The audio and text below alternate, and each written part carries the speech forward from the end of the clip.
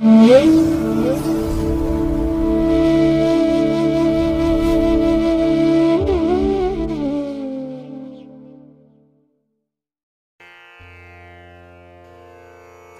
ಮಹಾಗಣಪತಯೇ ನಮಃ.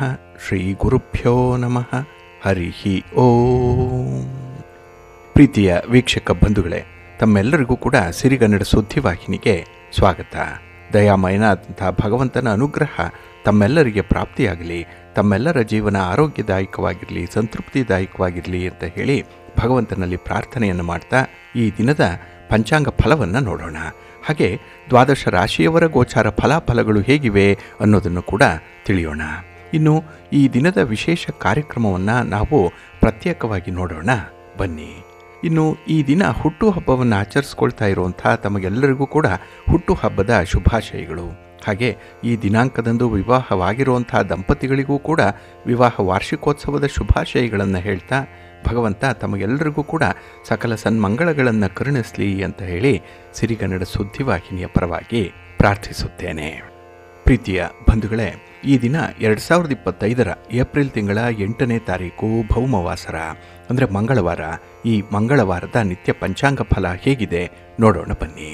ಶ್ರೀ ವಿಶ್ವಾವಸು ನಾಮ ಸಂವತ್ಸರೆ, ಉತ್ತರಾಯಣೆ, ವಸಂತ ಋತು, ಚೈತ್ರ ಮಾಸ, ಶುಕ್ಲ ಪಕ್ಷದ ಏಕಾದಶಿಯ ತಿಥಿ ಈ ದಿನ ಇದೆ.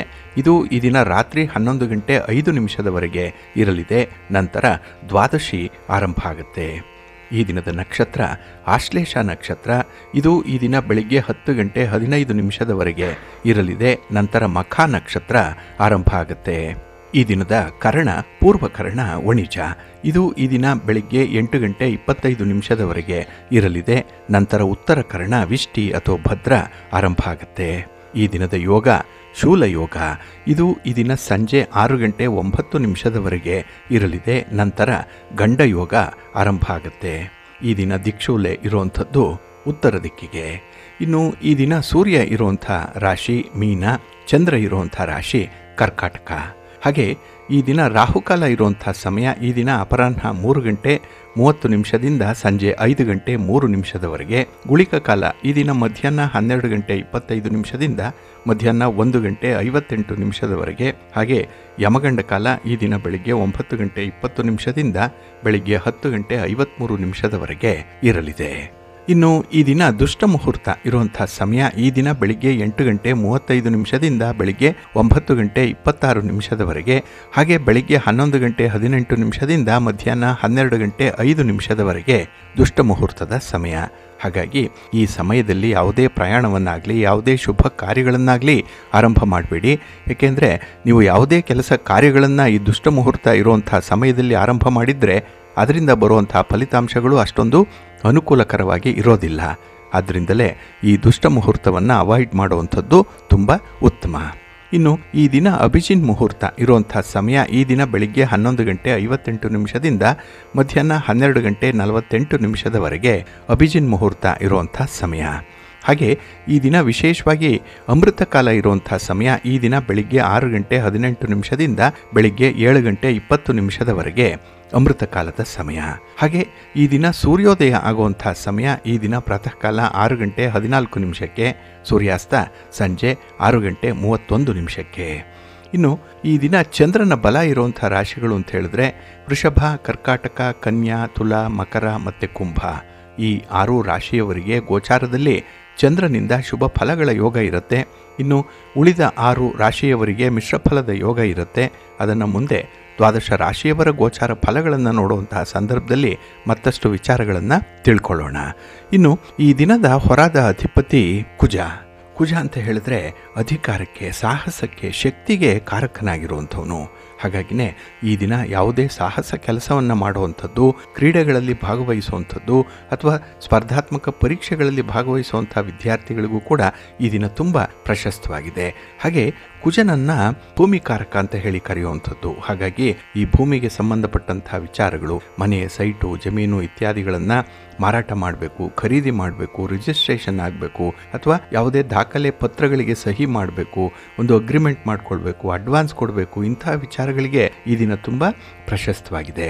ಹಾಗಾಗಿ ಈ ದಿನ ಈ ಭೂಮಿಗೆ ಸಂಬಂಧಪಟ್ಟಂತಹ ವಿಚಾರಗಳಲ್ಲಿ ಕೆಲವೊಂದು ತೀರ್ಮಾನಗಳನ್ನು ಕೂಡ ನೀವು ಕೈಗೊಳ್ಳಲಿಕ್ಕೆ ಅವಕಾಶಗಳಿದೆ.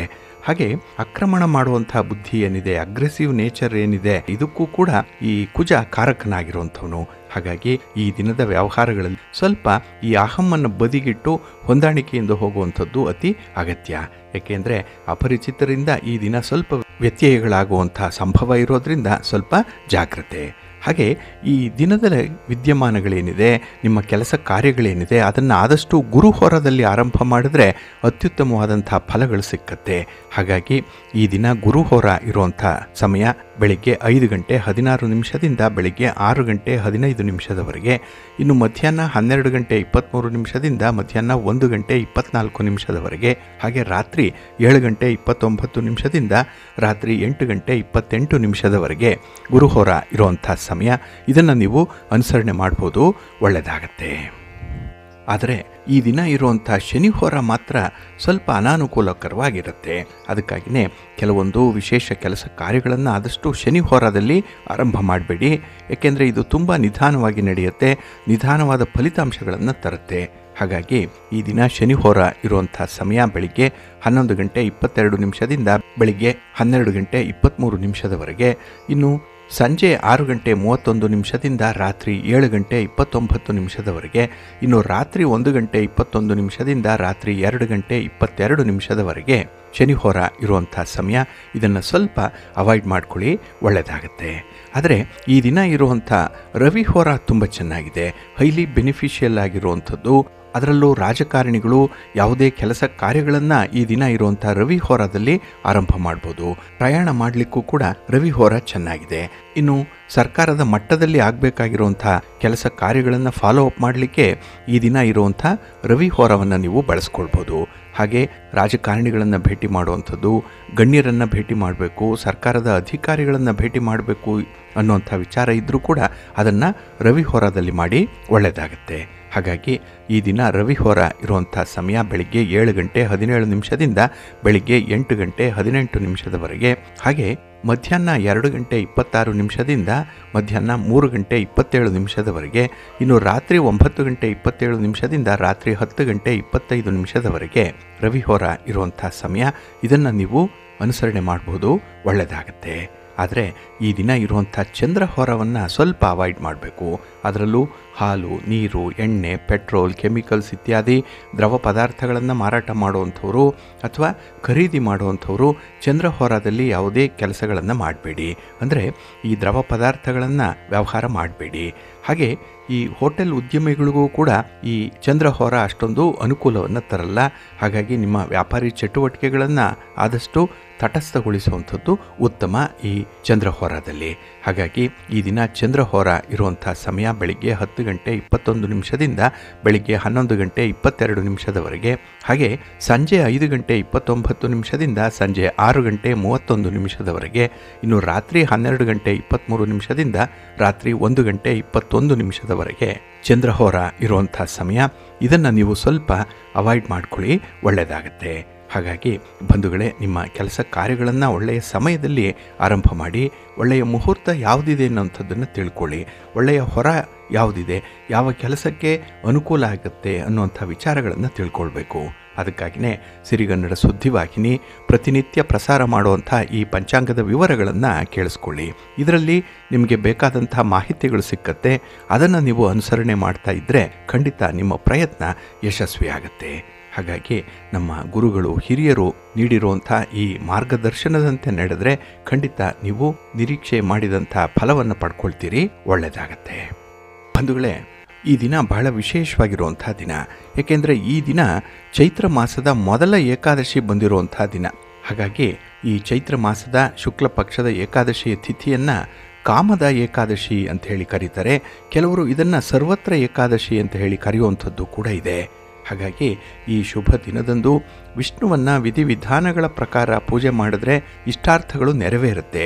ಇಲ್ಲಿ ಕಾಮ ಅಂತ ಹೇಳಿದ್ರೆ ಆಸೆ, ಬಯಕೆ, ನಾವು ಅಂದುಕೊಂಡಂತಹ ಕೆಲಸ ಕಾರ್ಯಗಳು ಆಗಬೇಕು ಅಂತ ಹೇಳಿದ್ರೆ ಈ ದಿನ ವಿಷ್ಣುವನ್ನು ವಿಶೇಷವಾಗಿ ಪೂಜೆ ಮಾಡಬೇಕು.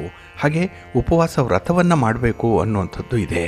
ಹಾಗಾಗಿನೇ ಈ ದಿನ ಜೀವನದಲ್ಲಿ ಶಾಂತಿ ಇರಬೇಕು, ಸಮೃದ್ಧಿ ಇರಬೇಕು, ಸಂಪತ್ತಿರಬೇಕು, ಆರೋಗ್ಯ ಇರಬೇಕು ಅಂತ ಹೇಳಿದ್ರೆ ಈ ದಿನ ಮಹಾಲಕ್ಷ್ಮಿಯ ಜೊತೆಗೆ ಮಹಾವಿಷ್ಣುವನ್ನು ಆರಾಧನೆ ಮಾಡಬೇಕು ಅನ್ನುವಂಥದ್ದು ಇದೆ. ಹಾಗೆ ಈ ದಿನ ನಮ್ಮ ಸಕಲ ಇಷ್ಟಾರ್ಥಗಳನ್ನು, ನಮ್ಮ ಸಕಲ ಪ್ರಾರ್ಥನೆಗಳನ್ನು ಕೂಡ ಮಹಾವಿಷ್ಣು ಈಡೇರಿಸ್ತಾನೆ ಅನ್ನುವಂಥ ಒಂದು ನಂಬಿಕೆ ಇದೆ. ಆದ್ದರಿಂದಲೇ ಈ ದಿನ ಬಹಳ ವಿಶೇಷ ರೀತಿಯಲ್ಲಿ ಏಕಾದಶಿಯ ಅನುಸರಣೆಯನ್ನು ಮಾಡಬೇಕಾಗತ್ತೆ. ಹಾಗೆ ನಾವು ತಿಳಿದೋ ತಿಳಿಯದೆಯೋ ಮಾಡಿರುವಂತಹ ಪಾಪಗಳೇನಿದೆ ಅದನ್ನು ಕೂಡ ನಿವಾರಣೆ ಮಾಡ್ತಾನೆ. ಹಾಗಾಗಿ ಈ ವ್ರತದ ಪರಿಣಾಮದಿಂದ ನಮ್ಮ ಪಾಪಗಳು ಪರಿಹಾರ ಆಗುತ್ತೆ, ಇಷ್ಟಾರ್ಥಗಳು ಬಹುಬೇಗನೆ ಈಡೇರುತ್ತೆ ಅನ್ನುವಂಥ ನಂಬಿಕೆ ಇದೆ. ಅಂದರೆ ಏಕಾದಶಿಯ ದಿನ ಮಹಾವಿಷ್ಣುವನ್ನು ಆರಾಧನೆ ಮಾಡಬೇಕು. ಹಾಗೆ ಈ ವ್ರತವನ್ನು ಮಾಡೋದರಿಂದ ಒಂದು ವಾಜಪೇಯಿ ಯಾಗ ಮಾಡಿದಷ್ಟು ಪುಣ್ಯ ನಮಗೆ ಲಭಿಸುತ್ತೆ. ಹಾಗಾಗಿ ಅಕ್ಷಯ ಪುಣ್ಯವನ್ನು ನಾವು ಪಡ್ಕೊಳ್ಬೇಕು, ನಮ್ಮ ಇಷ್ಟಾರ್ಥಗಳನ್ನು ನೆರವೇರಿಸ್ಕೊಳ್ಬೇಕು ಅಂತ ಹೇಳಿದ್ರೆ ಇದು ಅತ್ಯಂತ ಉತ್ತಮವಾದಂತಹ ಏಕಾದಶಿಯ ವ್ರತ.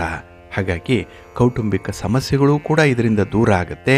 ಹಾಗೆ ಮನುಷ್ಯನಲ್ಲಿರುವಂಥ ಕೆಟ್ಟ ಗುಣಗಳನ್ನು, ದುಶ್ಚಟಗಳನ್ನು ಇದು ನಾಶ ಮಾಡುತ್ತೆ ಅನ್ನುವಂಥ ಒಂದು ನಂಬಿಕೆ ಇದೆ. ಆದ್ದರಿಂದಲೇ ಈ ದಿನ ಕಾಮದ ಏಕಾದಶಿಯ ವ್ರತವನ್ನು ಆಚರಣೆ ಮಾಡಬೇಕು. ಇಲ್ಲಿ ವಿಷ್ಣುವಿನ ಅನುಗ್ರಹವನ್ನು ಪಡ್ಕೊಳ್ಬೇಕು ಅಂತ ಹೇಳಿದ್ರೆ ಈ ದಿನ ಹಳದಿ ವಸ್ತ್ರವನ್ನು ಧರಿಸಬೇಕು. ಹಾಗಾಗಿನೇ ಮುಂಜಾನೆ ಎದ್ದು ಸ್ನಾನಾದಿಗಳನ್ನು ಮುಗಿಸಿ ಹಳದಿ ವಸ್ತ್ರವನ್ನು ಧರಿಸಿ ವಿಷ್ಣುವಿನ ಪೂಜೆಗೆ ಅಣಿ ಮಾಡಿಕೊಳ್ಬೇಕು. ಅದರಲ್ಲೂ ಹಳದಿ ಬಣ್ಣದ ಹಣ್ಣುಗಳನ್ನು ಈ ದಿನ ನೈವೇದ್ಯ ಮಾಡುವಂಥದ್ದು.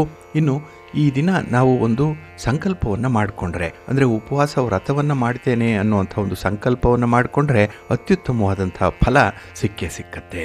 ಹಾಗಾಗಿ ಈ ದಿನ ವಿಷ್ಣುವಿನ ಫೋಟೋವನ್ನಾಗಲಿ, ವಿಷ್ಣುವಿನ ವಿಗ್ರಹವನ್ನಾಗಲಿ ಹಳದಿ ವಸ್ತ್ರದ ಮೇಲೆ ಪ್ರತಿಷ್ಠಾಪನೆ ಮಾಡಿದ್ರೆ ನಮ್ಮ ಇಷ್ಟಾರ್ಥಗಳು ಬಹಳ ಬೇಗ ನೆರವೇರುತ್ತೆ. ಜೊತೆಗೆ ಪಂಚಾಮೃತದಿಂದ ಅಭಿಷೇಕವನ್ನು ಮಾಡಬೇಕು. ಇನ್ನು ಓಂ ನಮೋ ಭಗವತೆ ವಾಸುದೇವಾಯ ಅನ್ನುವಂಥ ಮಂತ್ರವನ್ನು 108 ಸಲ ಪಠಣ ಮಾಡಬೇಕು. ಹಾಗೆ ಈ ದಿನ ಶ್ರೀಗಂಧದಿಂದ ಸ್ವಾಮಿಗೆ ಅಲಂಕಾರವನ್ನು ಮಾಡಬೇಕು, ಶ್ರೀಗಂಧ ಲೇಪನವನ್ನು ಮಾಡಬೇಕು. ಇದು ಬಹಳ ಮುಖ್ಯ. ಹಾಗೆ ಈ ದಿನ ಹಳದಿ ಹೂಗಳನ್ನು ಪೂಜೆಗೆ ಬಳಸುವಂಥದ್ದು, ಸೇವಂತಿಗೆ ಇತ್ಯಾದಿ ಹಳದಿ ಬಣ್ಣದ ಹೂಗಳನ್ನು, ಹಾಗೆ ಹಳದಿ ಬಣ್ಣದ ಹಣ್ಣುಗಳನ್ನು ನೈವೇದ್ಯಕ್ಕೆ ಸಮರ್ಪಣೆ ಮಾಡುವಂಥದ್ದು ತುಂಬ ಮುಖ್ಯ. ಇನ್ನು ಈ ದಿನದಲ್ಲಿ ಈ ಏಕಾದಶಿಯ ವ್ರತ ಕಥೆ ಏನಿದೆ ಇದನ್ನು ಕೇಳುವಂಥದ್ದು ತುಂಬ ಸೂಕ್ತ. ಹಾಗಾಗಿ ಈ ಕಾಮದ ಏಕಾದಶಿಯ ಕಥೆ ಏನಿದೆ ಇದನ್ನು ಬಹಳ ವಿಶೇಷವಾಗಿ ನಾವು ಆಲಿಸಬೇಕು. ಹಾಗೆ ಈ ದಿನದಲ್ಲಿ ವಿಷ್ಣು ಗಾಯತ್ರಿ ಮಂತ್ರ ಒಂದಿದೆ. ಓಂ ನಾರಾಯಣಾಯ ವಿದ್ಮಹೇ ವಾಸುದೇವಾಯ ಧೀಮಹಿ ತನ್ನೋ ವಿಷ್ಣು ಪ್ರಚೋದಯಾತ್ ಅನ್ನುವಂಥ ಮಂತ್ರವನ್ನು ಕೂಡ ಈ ದಿನ 108 ಬಾರಿ ಪಠಣ ಮಾಡಬೇಕು. ಹಾಗೆ ತಮಗೆಲ್ಲರಿಗೂ ಗೊತ್ತಿದೆ, ಏಕಾದಶಿಯ ದಿನ ಅನ್ನವನ್ನು ಸೇವಿಸುವಂಥದ್ದು, ಅನ್ನವನ್ನು ಮನೆಯಲ್ಲಿ ಬೇಯಿಸುವಂಥದ್ದು ನಿಷಿದ್ಧ. ಏಕೆಂದರೆ ಅಕ್ಕಿಯಲ್ಲಿ ಮುರ ಅನ್ನುವಂಥ ರಾಕ್ಷಸ ಇರ್ತಾನೆ. ನಾವು ಈ ದಿನ ಅನ್ನವನ್ನು ತಿಂದರೆ ನಮ್ಮ ಏಕಾದಶಿಯ ವ್ರತಕ್ಕೆ ಭಂಗ ಬರುತ್ತೆ. ಹಾಗಾಗಿ ನಮ್ಮಲ್ಲೂ ಕೂಡ ಒಂದು ರಾಕ್ಷಸಿ ಗುಣ ಬೆಳೆಯುವಂಥದ್ದು ಅನ್ನವನ್ನು ತಿನ್ನೋದ್ರಿಂದ. ಹಾಗಾಗಿ ಈ ದಿನದಲ್ಲಿ ತಾಮಸಿಕ ಗುಣವುಳ್ಳಂಥ ಆಹಾರವನ್ನು ಸೇವನೆ ಮಾಡಬಾರ್ದು. ಹಾಗೆ ಮದ್ಯಪಾನ, ಧೂಮಪಾನ ಇತ್ಯಾದಿಗಳಿಂದ ದೂರ ಇರಬೇಕು. ಇನ್ನು ಏಕಾದಶಿಯ ದಿನ ಯಾವುದೇ ಏಕಾದಶಿ ಬರಲಿ ಆ ದಿನ ಕೂದಲನ್ನು ಕತ್ತರಿಸುವಂಥದ್ದು, ಉಗುರನ್ನು ಕತ್ತರಿಸುವಂಥದ್ದನ್ನು ಮಾಡಬಾರ್ದು. ಇನ್ನು ಈ ದಿನ ಅಂದರೆ ಏಕಾದಶಿಯ ದಿನ ತುಳಸಿ ಎಲೆಗಳನ್ನು ಕೂಡ ಕೀಳಬಾರ್ದು. ಹಿಂದಿನ ದಿನವೇ ಅದನ್ನು ತೆಗೆದಿಟ್ಕೊಂಡಿರಬೇಕು. ಅಥವಾ ಹಿಂದಿನ ದಿನ ಬಳಸಿರುವಂಥ ತುಳಸಿಯನ್ನೇ ನೀರಿನಲ್ಲಿ ಸಂಪ್ರೋಕ್ಷಣೆ ಮಾಡಿ ಅದನ್ನು ಮರುಬಳಕೆ ಕೂಡ ಮಾಡಿಕೊಳ್ಬೋದು, ಒಂದು ವೇಳೆ ತುಳಸಿ ಅನ್ನುವಂಥದ್ದು ಇಲ್ಲ ಅಂದರೆ. ಹಾಗೆ ಈ ದಿನ ವಿಶೇಷವಾಗಿ ಉಪವಾಸ ವ್ರತವನ್ನು ಕೈಗೊಂಡ್ರೆ ನಿಮ್ಮ ಇಷ್ಟಾರ್ಥಗಳು ಬೇಗನೆ ನೆರವೇರುತ್ತೆ. ಹಾಗಾಗಿ ಕೆಲವರು ನಿರ್ಜಲ ಉಪವಾಸವನ್ನು ಮಾಡುವಂಥದ್ದು ಇದೆ. ಕೆಲವರಿಗೆ ನಿರ್ಜಲ ಉಪವಾಸ ಮಾಡಲಿಕ್ಕೆ ಸಾಧ್ಯ ಆಗಲ್ಲ, ಏನೋ ಅನಾರೋಗ್ಯದ ಪರಿಸ್ಥಿತಿ, ಔಷಧೋಪಚಾರಗಳು ನಡೀತಾ ಇರುತ್ತೆ. ಅಂಥವರು ಸಾತ್ವಿಕ ಆಹಾರವನ್ನು ತೆಗೆದುಕೊಳ್ಬೋದು. ಹಣ್ಣು ಹಂಪಲುಗಳನ್ನು ಸೇವನೆ ಮಾಡ್ಬೋದು. ಇದೊಂದನ್ನು ಮಾತ್ರ ನೀವು ಗಮನದಲ್ಲಿಟ್ಕೊಳ್ಬೇಕು. ಹಾಗಾಗಿ ಈ ವರ್ಷದಲ್ಲಿ ಅಂದರೆ ಈ ಸಂವತ್ಸರ ವಿಶ್ವಾವಸು ನಾಮ ಸಂವತ್ಸರದಲ್ಲಿ ಬರುವಂಥ ಮೊದಲ ಏಕಾದಶಿ ಇದು. ಹಾಗಾಗಿ ಈ ಏಕಾದಶಿಗೆ ಅತ್ಯಂತ ಮಹತ್ವ ಇದೆ. ಅದಕ್ಕಾಗಿಯೇ ಇದನ್ನು ಸರ್ವತ್ರ ಏಕಾದಶಿ ಅಂತ ಹೇಳಿ ಕೂಡ ಕರೆಯುವಂಥದ್ದು ಇದೆ. ಇನ್ನು ಈಗಾಗಲೇ ಚೈತ್ರ ನವರಾತ್ರಿ ಮುಕ್ತಾಯ ಆಗಿದೆ ನೆನ್ನೆಗೆ. ಹಾಗಾಗಿ ಈ ಚೈತ್ರ ನವರಾತ್ರಿಯ ನಂತರ ಬರುವಂಥ ಈ ಏಕಾದಶಿ ಏನಿದೆ ಇದು ಕೂಡ ಅತ್ಯಂತ ಮಹತ್ವವನ್ನು ಪಡ್ಕೊಂಡಿದೆ. ಹಾಗಾಗಿ ನಮ್ಮ ಆಸೆಗಳನ್ನು ಈಡೇರಿಸ್ಕೊಳ್ಳಿಕ್ಕೆ, ಅದರಲ್ಲೂ ಮನುಷ್ಯ ಅಂತ ಹೇಳಿದ್ಮೇಲೆ ಲೌಕಿಕ ಆಸೆಗಳು ಬಹಳಷ್ಟು ಇರುತ್ತೆ. ಹಾಗಾಗಿ ಅಂಥ ಆಸೆಗಳನ್ನು ನೆರವೇರಿಸ್ಕೊಳ್ಳಿಕ್ಕೆ ಈ ಕಾಮದ ಏಕಾದಶಿಯ ಆಚರಣೆ ತುಂಬ ಮಹತ್ವಪೂರ್ಣವಾಗಿರುವಂಥದ್ದು. ಇಲ್ಲಿ ಹಾಗೆ ಈ ಕಾಮದ ಏಕಾದಶಿಯ ವ್ರತ ಕಥೆ ಏನಿದೆ ಇದನ್ನು ಬಹಳ ಹಿಂದೆ ವಸಿಷ್ಠರು ವಿಷ್ಣುವಿನ ಅವತಾರವಾದಂತಹ ಶ್ರೀರಾಮನ ಮುತ್ತಜ್ಜ ಮಹಾರಾಜ ದಿಲೀಪನಿಗೆ ತಿಳಿಸಿದ್ರು ಅನ್ನುವಂಥ ಒಂದು ಉಲ್ಲೇಖ ಇದೆ.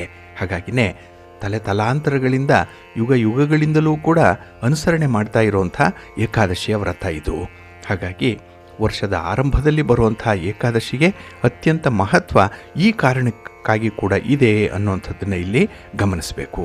ಹಾಗೆ ಈ ದಿನ ಪುರುಷ ಸೂಕ್ತವನ್ನು ಹೇಳೋದ್ರಿಂದ, ವಿಷ್ಣು ಸಹಸ್ರನಾಮವನ್ನು ಪಠಣ ಮಾಡೋದ್ರಿಂದ, ಹಾಗೆ ಈ ಏಕಾದಶಿಯ ವ್ರತ ಕಥೆಯನ್ನು ಕೇಳೋದ್ರಿಂದ ಇಷ್ಟಾರ್ಥಗಳು ಲಭಿಸತ್ತೆ ಅನ್ನುವಂಥ ಒಂದು ಉಲ್ಲೇಖ. ಜೊತೆಗೆ ಈ ದಿನ ಯಾರು ಜಾಗರಣೆಯನ್ನು ಮಾಡ್ತಾರೆ, ಉಪವಾಸದ ಜೊತೆ ಜಾಗರಣೆಯನ್ನು ಮಾಡಿದ್ರೆ ಉತ್ತಮ ಫಲಗಳು ಲಭಿಸುತ್ತೆ. ಹಾಗೆ ಈ ದಿನ ಕೆಲವೊಂದು ದಾನ ಧರ್ಮಾದಿಗಳನ್ನು ಮಾಡಬೇಕು ಅನ್ನುವಂಥ ಒಂದು ಉಲ್ಲೇಖ ಕೂಡ ಇದೆ.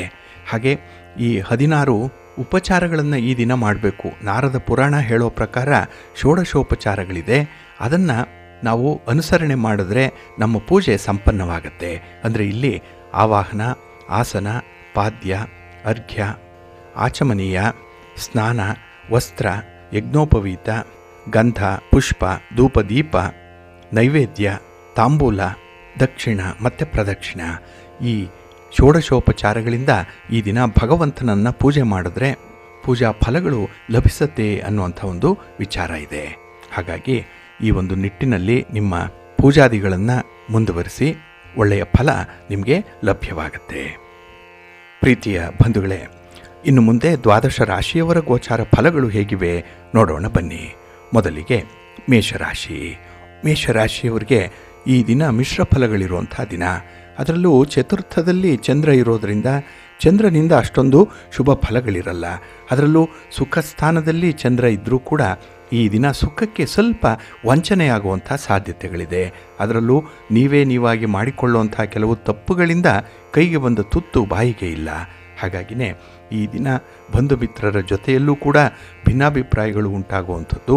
ಜೊತೆಗೆ ನೀವು ಮಾಡುವಂಥ ಕೆಲಸ ಕಾರ್ಯಗಳಲ್ಲೂ ಕೂಡ ನಿಮಗೆ ಒಂದು ರೀತಿಯಲ್ಲಿ ಅಸಮಾಧಾನ, ಏನೋ ಒಂದು ಪರಿಪೂರ್ಣತೆ ಇಲ್ಲ, ಎಲ್ಲೋ ಒಂದು ಕಡೆ ಲೋಪ ಆಗ್ತಾ ಇದೆ, ಎಲ್ಲೋ ಒಂದು ಕಡೆ ನೀವು ಮಾಡುವಂಥ ಪ್ರಯತ್ನ ಸಾರ್ಥಕತೆಯನ್ನು ಪಡ್ಕೊಳ್ತಿಲ್ಲ ಅನ್ನುವಂಥ ಒಂದು ಭಾವನೆ ಬಂದೇ ಬರುತ್ತೆ.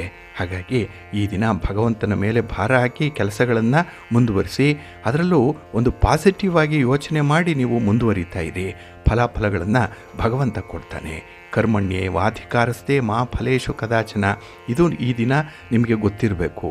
ಅಂದರೆ ಪ್ರಯತ್ನ ಮಾತ್ರ ನಿಮ್ಮದು, ಫಲಾಫಲಗಳನ್ನು ಕೊಡುವಂಥವನು ಭಗವಂತ ಅನ್ನುವಂಥ ಒಂದು ವಿಚಾರ. ಹಾಗೆ ಈ ದಿನ ನೀವು ಮಾಡುವಂಥ ಆಲೋಚನೆಗಳು ಕೂಡ ಸ್ಥಿರವಾಗಿರಲ್ಲ, ಅಲ್ಲೂ ಕೂಡ ಏನೋ ಒಂದು ವೇವರಿ ಇರುವಂಥದ್ದು. ಇನ್ನು ಸ್ವಲ್ಪ ಒತ್ತಡಗಳು ಜಾಸ್ತಿ ಇರೋದರಿಂದ ಕೆಲಸಗಳನ್ನು ಕೂಡ ಆದಷ್ಟು ಬೇಗ ಆರಂಭ ಮಾಡಲಿಕ್ಕೆ ಸಾಧ್ಯ ಆಗಲ್ಲ. ಹಾಗಾಗಿನೇ ಈ ದಿನ ಸ್ವಲ್ಪ ಗೊಂದಲ ಇದೆ, ಗೋಜಲಿದೆ.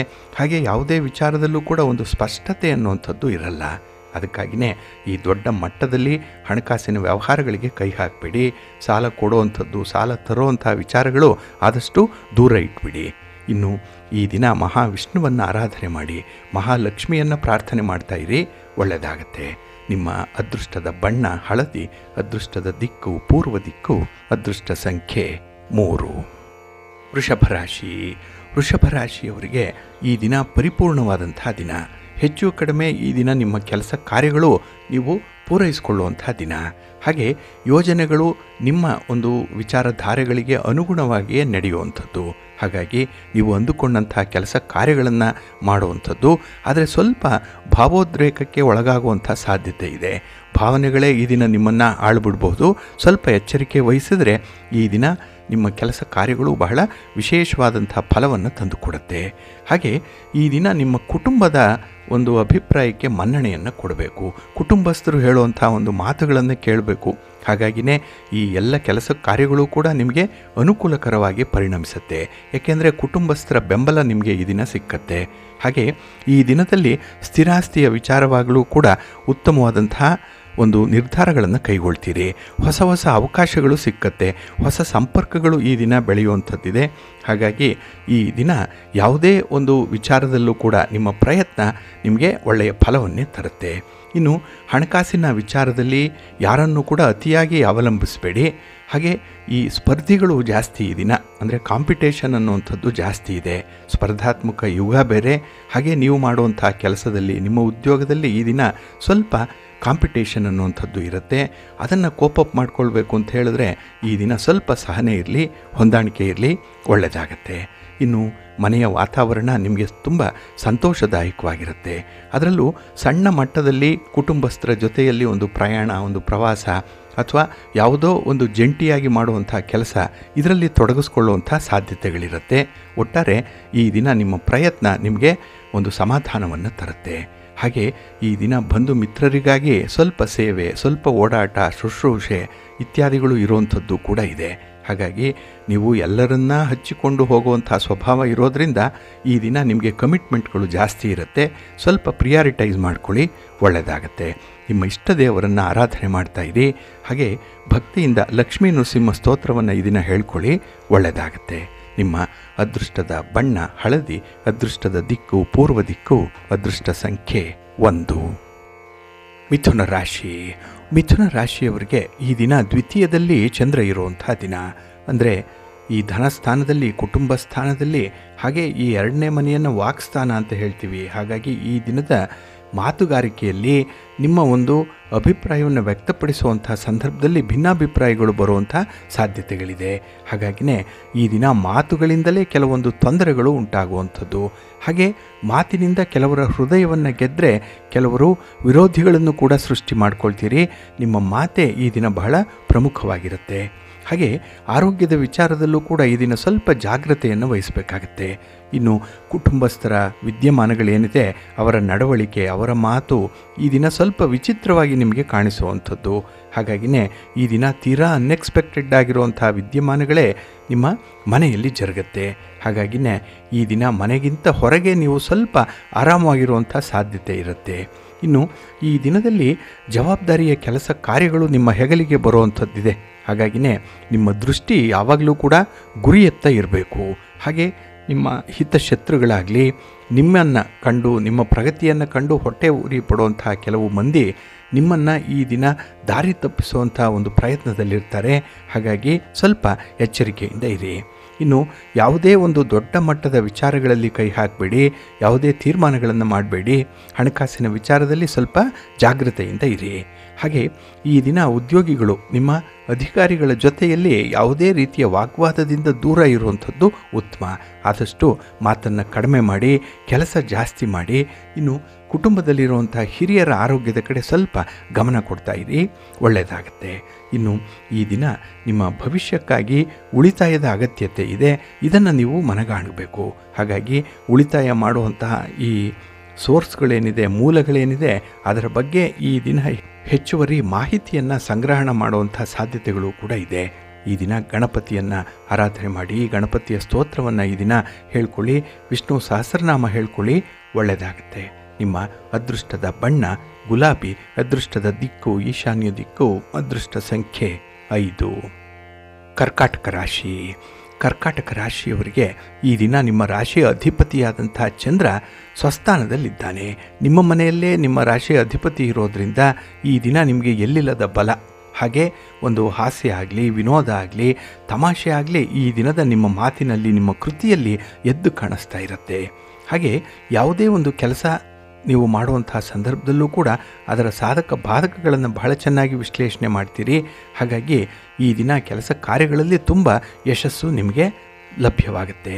ಹಾಗೆ ಈ ದಿನ ನಿಮ್ಮ ಚಾತುರ್ಯ, ನಿಮ್ಮ ಬುದ್ಧಿವಂತಿಕೆ, ನಿಮ್ಮ ಅನುಭವ ಬಹಳ ವಿಶೇಷವಾಗಿ ನಿಮ್ಮ ಬಗ್ಗೆ ಒಳ್ಳೆಯ ಅಭಿಪ್ರಾಯವನ್ನು ಪಡ್ಕೊಳ್ಳಿಕ್ಕೆ ಸಾಧ್ಯವಾಗುತ್ತೆ.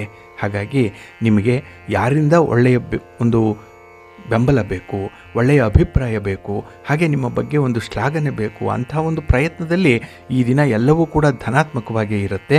ಹಾಗೆ ನಿಮ್ಮ ಒಂದು ಪ್ರಗತಿಯಲ್ಲಿ ಉತ್ತಮವಾದಂಥ ಫಲ ಕೂಡ ಇದೆ. ಇನ್ನು ವಿಶೇಷವಾಗಿ ಕೆಲಸದ ನಿಮಿತ್ತ ಈ ದಿನ ಸ್ವಲ್ಪ ಪ್ರಯಾಣದ ಸಾಧ್ಯತೆ ಇದೆ. ಈ ಪ್ರಯಾಣ ಕೂಡ ನಿಮಗೆ ಶುಭವನ್ನು ಲಾಭವನ್ನು ತರುತ್ತೆ. ಇನ್ನು ಈ ದಿನ ಬಾಲ್ಯದ ಸ್ನೇಹಿತರನ್ನು ಭೇಟಿ ಮಾಡಿ ಕೆಲವು ವಿಚಾರಗಳನ್ನು ಚರ್ಚೆ ಮಾಡುವಂಥದ್ದು ಕೂಡ ಇದೆ. ಹಾಗೆ ಸಮಾಜದಲ್ಲಿ ನಿಮ್ಮ ಗೌರವ ಹೆಚ್ಚಾಗುತ್ತೆ. ಹಾಗೆ ಈ ದಿನ ಧಾರ್ಮಿಕ ವಿಚಾರಗಳಲ್ಲಿ, ಆಧ್ಯಾತ್ಮಿಕ ವಿಚಾರಗಳಲ್ಲಿ, ದಾನ ಧರ್ಮ ಇತ್ಯಾದಿಗಳಲ್ಲಿ ಈ ದಿನ ವಿಶೇಷವಾದಂತಹ ಒಂದು ಒಲವು. ಹಾಗೆ ಈ ದಿನ ನೀವು ಒಂದು ಧರ್ಮದ ವಿಚಾರವಾಗಿ ನಿಮ್ಮ ಅಭಿಪ್ರಾಯವನ್ನು ವ್ಯಕ್ತಪಡಿಸುವಂಥ ಒಂದು ಒಳ್ಳೆಯ ವೇದಿಕೆ ಸಿಕ್ಕುವಂಥದ್ದು ಕೂಡ ಇದೆ. ಹಾಗೆ ನಿಮ್ಮ ಸ್ನೇಹಿತರ ಜೊತೆಯಲ್ಲಿ ಈ ದಿನ ಕೆಲವೊಂದು ಮುಖ್ಯವಾದ ವಿಚಾರಗಳ ಈ ಚರ್ಚೆ, ವಿಚಾರ ವಿನಿಮಯಗಳು ಆಗುವಂಥದ್ದು ಕೂಡ ಇದೆ.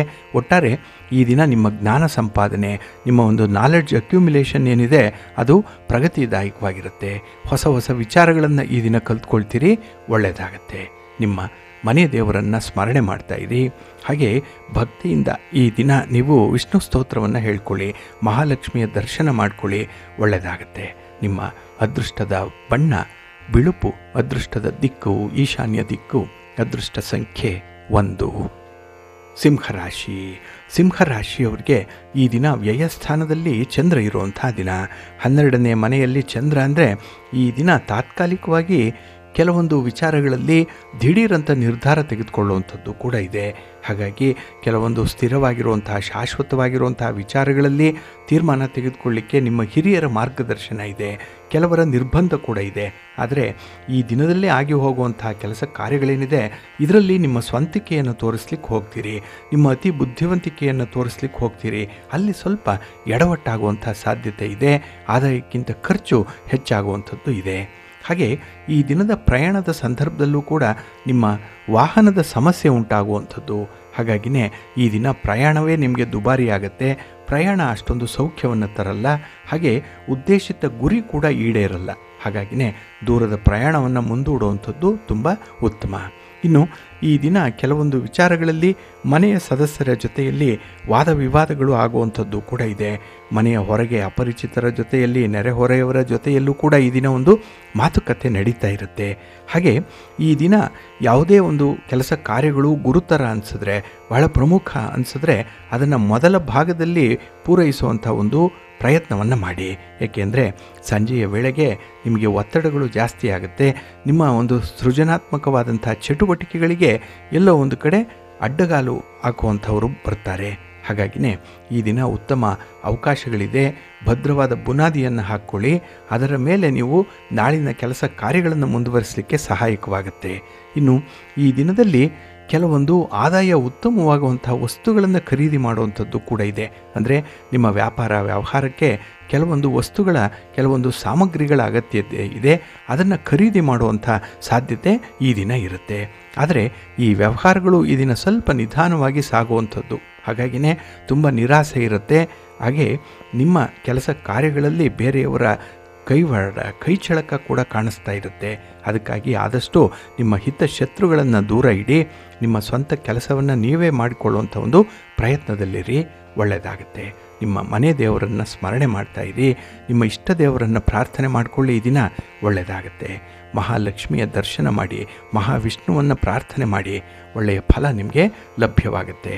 ನಿಮ್ಮ ಅದೃಷ್ಟದ ಬಣ್ಣ ಕೆಂಪು, ಅದೃಷ್ಟದ ದಿಕ್ಕು ಪೂರ್ವ ದಿಕ್ಕು, ಅದೃಷ್ಟ ಸಂಖ್ಯೆ 2. ಕನ್ಯಾ ರಾಶಿ. ಕನ್ಯಾ ರಾಶಿಯವರಿಗೆ ಈ ದಿನ ಲಾಭಸ್ಥಾನದಲ್ಲಿ ಚಂದ್ರ ಇರುವಂಥ ದಿನ. ಹಾಗಾಗಿ ಈ ದಿನದ ವ್ಯಾಪಾರ ವ್ಯವಹಾರ, ಉದ್ದಿಮೆಗಳಲ್ಲಿ, ಉದ್ಯೋಗದಲ್ಲಿ ನಿಮಗೆ ಒಂದು ರೀತಿಯ ಅನುಕೂಲ ಇದೆ, ಲಾಭ ಇದೆ. ಹಾಗೆ ಹಳೆಯ ಬಾಕಿ ವಸೂಲಿಯಾಗುವಂಥ ಸಾಧ್ಯತೆಗಳು ಕೂಡ ಇದೆ. ಈ ದಿನ ಭಾಗಶಃ ಹಣಕಾಸಿನ ವ್ಯವಹಾರಗಳು ತುಂಬ ಚೆನ್ನಾಗಿ ಕ್ಲಿಕ್ ಆಗುತ್ತೆ. ಹಾಗೆ ಹೊಸ ವ್ಯವಹಾರಗಳನ್ನು ಮಾಡುವಂಥವ್ರಿಗೂ ಕೂಡ ಲಾಭದಾಯಕವಾದಂಥ ಸನ್ನಿವೇಶ ಇರುತ್ತೆ. ಇನ್ನು ಮನೆಯ ಹೊರಗಡೆ ಹೊಸ ಹೊಸ ವಿಚಾರಗಳನ್ನು ತಿಳ್ಕೊಳ್ಳುವಂಥದ್ದು, ಹಾಗೆ ವಿದ್ಯಾಭ್ಯಾಸದ ವಿಚಾರದಲ್ಲಿ ಮಕ್ಕಳ ಸಲುವಾಗಿ ಈ ದಿನ ಸ್ವಲ್ಪ ಓಡಾಟ, ಖರ್ಚು ವೆಚ್ಚಗಳು ಇರುವಂಥದ್ದಿದೆ. ಒಟ್ಟಾರೆ ನೀವು, ನಿಮ್ಮ ಮಕ್ಕಳು, ನಿಮ್ಮ ಕುಟುಂಬ ಒಂದು ಪ್ರಗತಿಪರವಾದಂಥ ಹಂತವನ್ನು ತಲುಪಬೇಕು, 4 ಜನರಿಗೆ ಮಾದರಿಯಾಗಿ ಬದುಕಬೇಕು ಅನ್ನುವಂಥ ಒಂದು ಪ್ರಯತ್ನದಲ್ಲಿರ್ತೀರಿ. ಪ್ರಯತ್ನ ಯಶಸ್ವಿಯಾಗುತ್ತೆ. ಹಾಗೆ ಉದ್ಯೋಗದಲ್ಲಿರುವಂತಹ ಅಧಿಕಾರಿಗಳ ನೆರವಿನಿಂದ ನಿಮಗೆ ಒದಗಿ ಬಂದಂತಹ ವಿವಾದಗಳು ಬಗೆಹರಿಯುತ್ತೆ. ಸಣ್ಣ ಪುಟ್ಟ ವಿವಾದಗಳೇ ತುಂಬ ಒತ್ತಡವನ್ನು ತರ್ತಾ ಇತ್ತು, ಆದರೆ ಈ ದಿನ ನೋಡಿ ಅದರ ಪ್ರಯತ್ನ ನಿಮಗೆ ಒಳ್ಳೆಯ ಫಲ, ಒಳ್ಳೆಯ ಒಂದು ಪರಿಹಾರ ನಿಮಗೆ ಕಂಡುಬರುತ್ತೆ. ಇನ್ನು ಯಾವುದೇ ಸಂದರ್ಭದಲ್ಲೂ ಕೂಡ ನಿಮ್ಮ ಒಂದು ವಿಚಾರಧಾರೆಗಳಲ್ಲಿ ಕಾಂಪ್ರಮೈಸ್ ಆಗಬೇಡಿ. ಏಕೆಂದರೆ ನಿಮ್ಮ ಕಾಳಜಿ, ನಿಮ್ಮ ಕಳಕಳಿ ಎಷ್ಟಿದೆ ಅನ್ನುವಂಥದ್ದು ನಿಮಗೆ ಗೊತ್ತಿದೆ. ಆದರೆ ಯಾವುದೋ ಒಂದು ಸಂಬಂಧಿತವಾದಂಥ ಇನ್ಫ್ಲೂಯೆನ್ಸಿಂದ, ಒತ್ತಡದಿಂದ, ದಾಕ್ಷಿಣ್ಯದಿಂದ ಈ ದಿನ ನಿಮ್ಮ ತನವನ್ನೇ ಮರೆಯುವಂಥ ಸಾಧ್ಯತೆಗಳಿರುತ್ತೆ. ಸ್ವಲ್ಪ ಜಾಗ್ರತೆ. ಇನ್ನು ಈ ದಿನ ಯಾವ ಕೆಲಸ ಕಾರ್ಯಗಳನ್ನು ಪೂರ್ತಿಗೊಳಿಸಲಿಕ್ಕೆ ಸಾಧ್ಯ ಆಗಲ್ಲ, ಕ್ಲಿಷ್ಟಕರವಾದಂತಹ ಕೆಲಸಗಳು, ಅದನ್ನು ನಿಮ್ಮ ಬಂಧು ಮಿತ್ರರ ನೆರವಿನಿಂದ ಪೂರ್ಣಗೊಳಿಸುವಂಥ ಒಂದು ಬುದ್ಧಿವಂತಿಕೆ ಇದೆ. ಹಾಗಾಗಿನೇ ಈ ದಿನ ಅನಗತ್ಯವಾಗಿ ಹೆಚ್ಚು ಯೋಚನೆ ಮಾಡಿ ಸಮಯವನ್ನು ವ್ಯರ್ಥ ಮಾಡಿಕೊಳ್ಬೇಡಿ. ಎಲ್ಲ ಕೆಲಸಗಳು ಕೂಡ ಯಶಸ್ವಿಯಾಗಿ ನಡೆಯುವಂಥ ಸಾಧ್ಯತೆಗಳಿದೆ. ಅಂಥ ಒಂದು ಯೋಗ ಇದೆ, ಅದೃಷ್ಟ ಇದೆ. ಹಾಗಾಗಿ ನಿಮ್ಮ ಅದೃಷ್ಟವನ್ನು ಹೆಚ್ಚು ಪರೀಕ್ಷೆ ಮಾಡಲಿಕ್ಕೆ ಹೋಗಬೇಡಿ. ಭಗವಂತ ಇದ್ದಾನೆ. ನೇರವಾಗಿ ನಿಮ್ಮ ಕೆಲಸ ಕಾರ್ಯಗಳನ್ನು ನೀವು ಮುಂದುವರಿಸ್ತಾ ಹೋಗಿ. ಒಳ್ಳೆಯ ದಾರಿಯಲ್ಲಿದ್ದೀರಿ, ಒಳ್ಳೆಯ ಆಲೋಚನೆಗಳಿದೆ, ಸತ್ಕರ್ಮಗಳಿದೆ, ಸದ್ವಿಚಾರ ಇದೆ, ಸಚ್ಚಿಂತನೆ ಇದೆ. ಹಾಗೆ ಎಲ್ಲಕ್ಕಿಂತ ಮುಖ್ಯವಾಗಿ ಈ ದಿನ ನಿಮ್ಮ ಮಿತ್ರರ ಆಯ್ಕೆ ಬಹಳ ಚೆನ್ನಾಗಿದೆ. ಹಾಗಾಗಿನೇ ಈ ದಿನ ನಿಮಗೆ ಪೂರ್ಣವಾದಂಥ ಫಲ ಸಿಕ್ಕುವಂಥ ದಿನ. ನಿಮ್ಮ ಇಷ್ಟ ದೇವರನ್ನು ಆರಾಧನೆ ಮಾಡಿಕೊಳ್ಳಿ, ಶಿವಪಾರ್ವತಿಯರ ದರ್ಶನ ಮಾಡಿಕೊಳ್ಳಿ.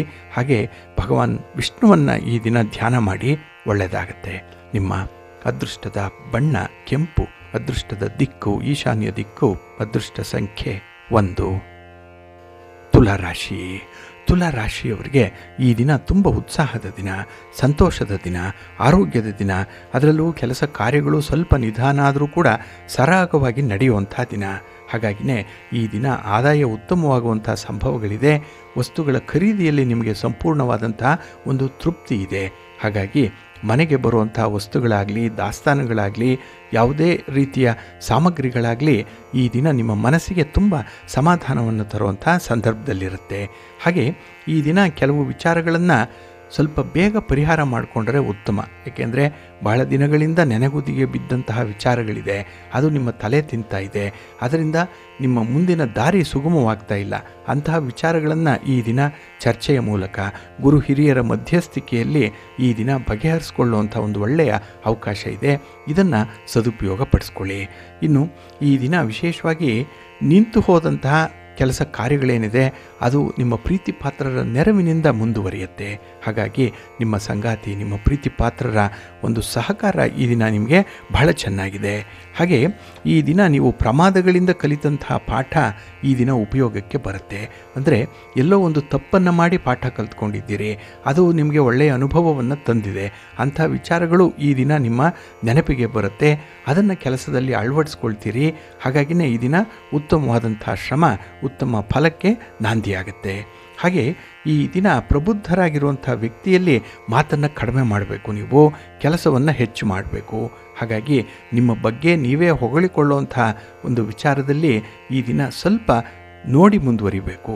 ಏಕೆಂದರೆ ಕೆಲವರಿಗೆ ನಿಮ್ಮ ಬಗ್ಗೆ ಈಗಾಗಲೇ ಗೊತ್ತಿದೆ, ಅವರಿಗೆ ಆ ವಿಚಾರಗಳು ಬೇಕಾಗಿಲ್ಲ.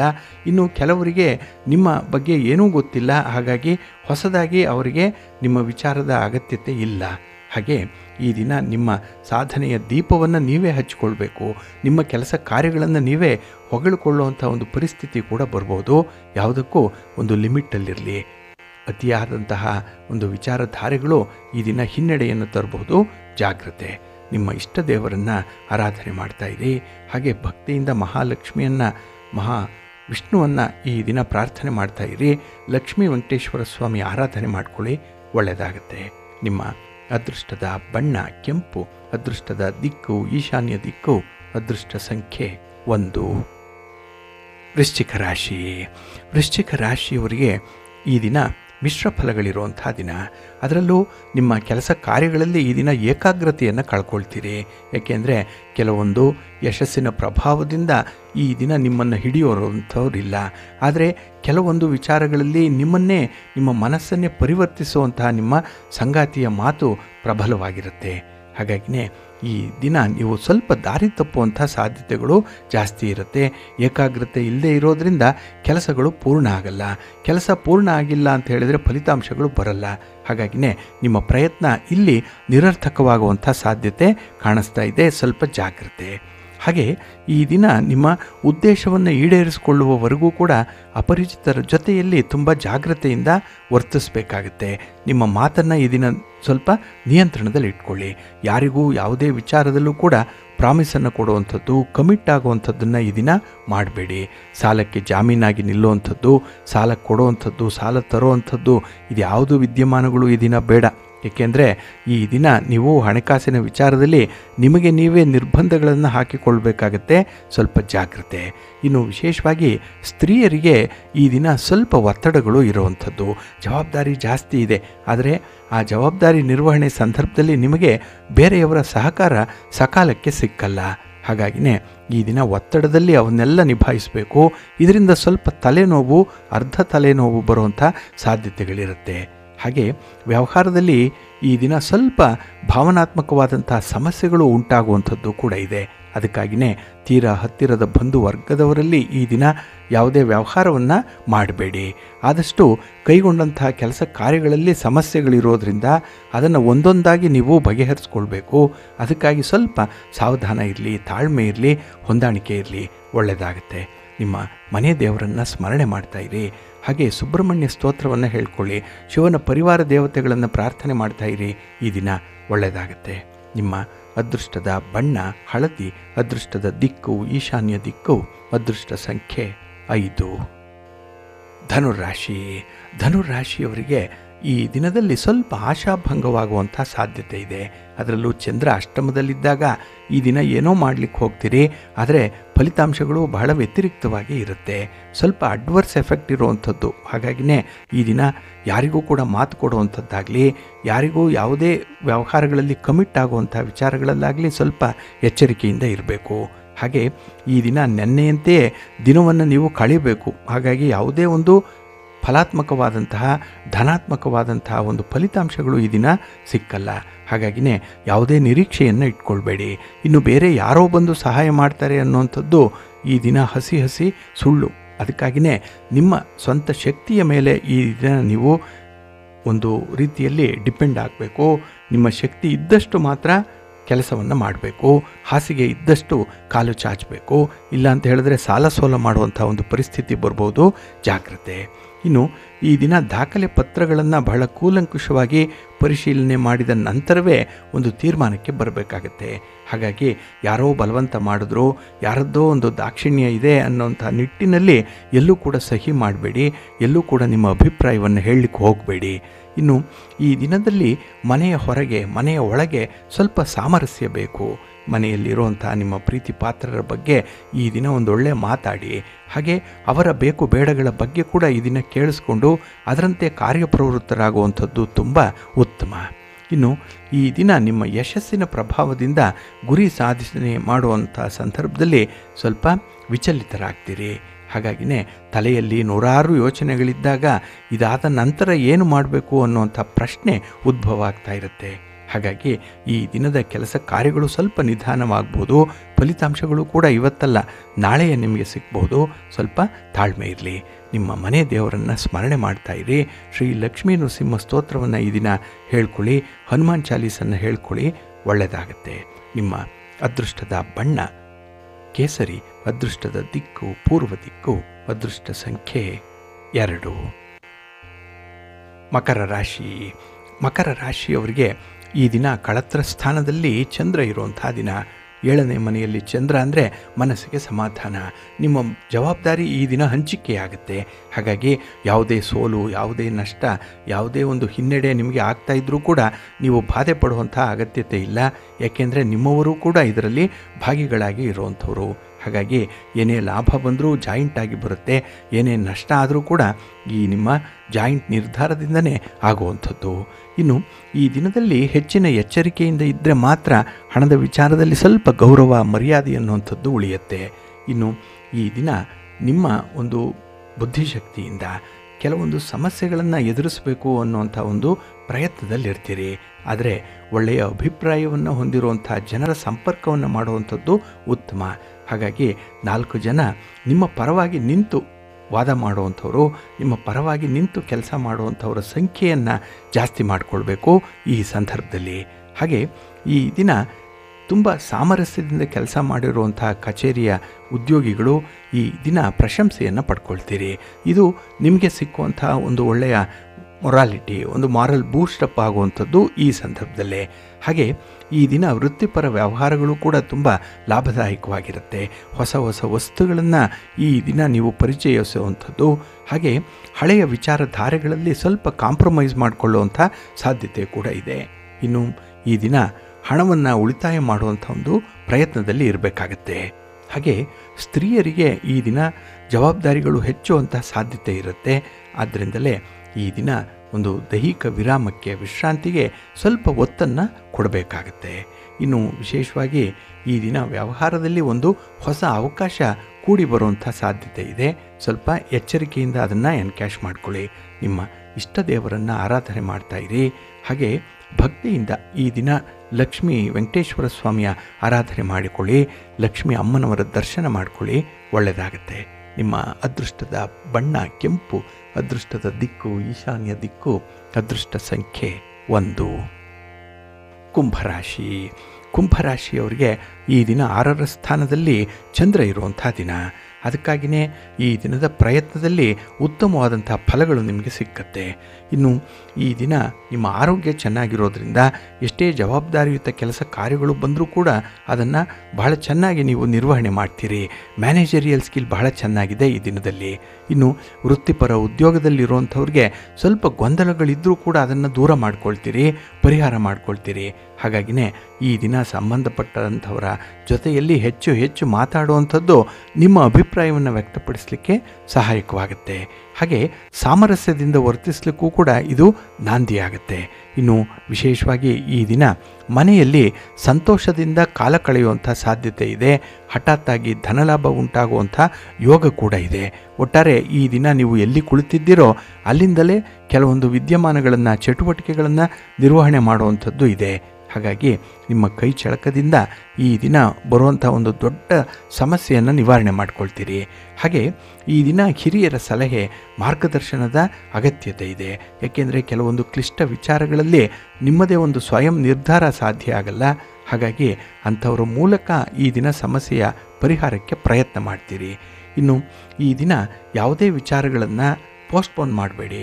ಬಹಳ ಬೇಗ, ಆದಷ್ಟು ಬೇಗ ಪರಿಹಾರವನ್ನು ಕಂಡುಕೊಳ್ಳುವಂಥದ್ದು ಉತ್ತಮ.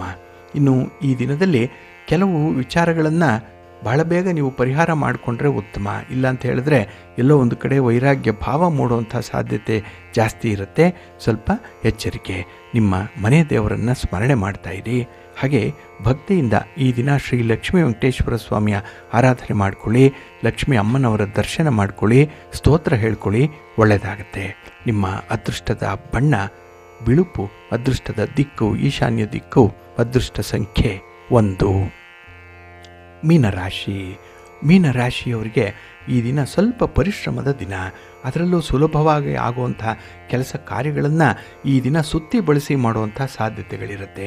ಏಕೆಂದರೆ ಕೆಲಸ ಕಾರ್ಯಗಳನ್ನು ನೀವು ಮುಂದೂಡುವಂಥದ್ದು, ಹಾಗೆ ಕೆಲವೊಂದು ಕೆಲಸಗಳ ಪೂರ್ವಾಪರ ಒಂದು ಸಿದ್ಧತೆ ಆಗಲಿ ಅಥವಾ ಅದರ ಬಗ್ಗೆ ಜ್ಞಾನ ಆಗಲಿ ನಿಮಗೆ ಪರಿಪೂರ್ಣವಾಗಿ ಇಲ್ಲದೆ ಇರುವಂಥದ್ದು.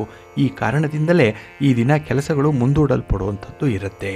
ಹಾಗೆ ಈ ದಿನ ವಾದ ವಿವಾದಗಳು ಬಹಳ ಬೇಗ ನೀವು ತಂದುಕೊಳ್ತೀರಿ. ಏಕೆಂದರೆ ಸ್ವಲ್ಪ ವ್ಯತ್ಯಾಸ ಆದರೂ ಕೂಡ ಈ ದಿನ ಕೋಪತಾಪ ಮೂಗಿನ ಮೇಲೆ ಇರುವಂಥದ್ದು.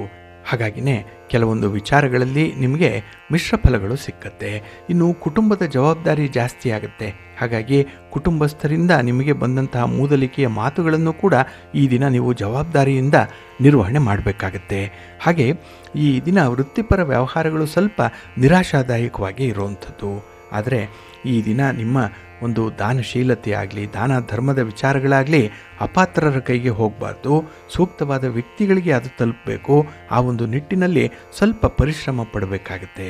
ಇನ್ನು ಈ ದಿನ ನಿಮ್ಮ ಸರಳತೆಯನ್ನು ಕೆಲವರು ದುರ್ಬಳಕೆ ಮಾಡಿಕೊಳ್ಳುವಂಥ ಸಾಧ್ಯತೆ ಇದೆ. ಅಂಥವ್ರ ಬಗ್ಗೆ ಸ್ವಲ್ಪ ಎಚ್ಚರಿಕೆಯಿಂದ ಇರಿ. ಇನ್ನು ಈ ದಿನದ ಪ್ರಯಾಣ ಕಾಲದಲ್ಲಿ ನಿಮ್ಮ ಬೆಲೆ ಬಾಳುವ ವಸ್ತುಗಳ ಬಗ್ಗೆ, ನಿಮ್ಮ ಲಗೇಜ್ಗಳ ಬಗ್ಗೆ ಸ್ವಲ್ಪ ಜಾಗ್ರತೆಯಿಂದ ಇರಬೇಕಾಗತ್ತೆ. ಇನ್ನು ನಿಮ್ಮ ಸ್ನೇಹಿತರೇ ಆಹ್ವಾನಿಸುವಂಥ ಮೋಜು ಮಸ್ತಿ, ಎಲ್ಲೋ ಒಂದು ಕಡೆ ಪಾರ್ಟಿ ಅಥವಾ ಈ ಪ್ರಯಾಣ ಓಡಾಟ, ಒಂದು ಮನರಂಜನೆಯ ಕಾರ್ಯಕ್ರಮ ಇತ್ಯಾದಿಗಳಿಂದ ದೂರ ಇರುವಂಥದ್ದು ಉತ್ತಮ. ಹಾಗೆ ಈ ದಿನ ಸಾತ್ವಿಕ ಆಹಾರವನ್ನು ತೆಗೆದುಕೊಳ್ಳುವಂಥದ್ದು, ಸಾತ್ವಿಕ ಆಲೋಚನೆಗಳಲ್ಲಿ ಇರುವಂಥದ್ದು, ಭಗವಂತನ ಸೇವೆ ಮಾಡುವಂಥದ್ದು ಈ ದಿನ ಬಹಳ ಮುಖ್ಯ. ಹಾಗೆ ಈ ದಿನ ನೀವು ಲಕ್ಷ್ಮೀ ವೆಂಕಟೇಶ್ವರ ಸ್ವಾಮಿ ಆರಾಧನೆ ಮಾಡ್ತಾಯಿರಿ, ಮಹಾಲಕ್ಷ್ಮಿಯ ಪ್ರಾರ್ಥನೆ ಮಾಡ್ತಾಯಿರಿ, ಒಳ್ಳೆಯದಾಗತ್ತೆ. ನಿಮ್ಮ ಅದೃಷ್ಟದ ಬಣ್ಣ ಬಿಳುಪು, ಅದೃಷ್ಟದ ದಿಕ್ಕು ಈಶಾನ್ಯ ದಿಕ್ಕು, ಅದೃಷ್ಟ ಸಂಖ್ಯೆ 2.